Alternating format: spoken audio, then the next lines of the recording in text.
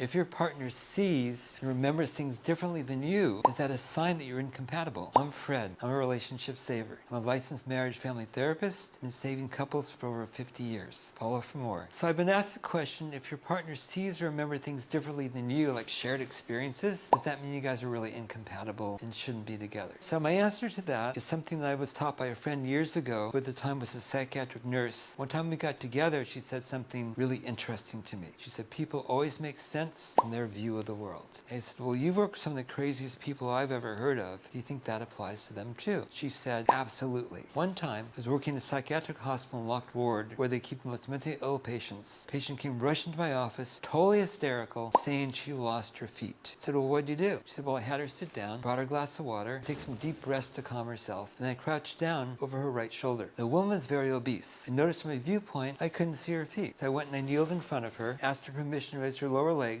and as I did, she said, oh my God, you found my feet. I'll owe you forever. And I said, before you go, if you ever again begin to lose your feet, sit down, raise up your lower legs, and your feet will always be there. What she understood from that view of the world, what she didn't see, didn't exist. Most people in a relationship do the opposite. They think, well, if I was in their place, I wouldn't have said that, I wouldn't have done that, I wouldn't have felt that, all of which may be true, but not useful. You always have two unique individuals with different views about most things, even about shared experiences. The way to find out another person's viewpoint is to ask neutral questions. Questions that don't bias the answers with your words or your voice tone. Examples of neutral questions are, what are your thoughts about that? What's your experience of that? What's that like for you? The hard part of doing this is even when they say things you totally disagree with, what you want to do instead is you want to do a positive acknowledgement. Positive acknowledgements are, thank you for telling me that, thank you for sharing that, thank you for letting me know. It makes that partner feel safe to tell you their truth. So follow me for more and click the link in my bio to get a free discovery call with me.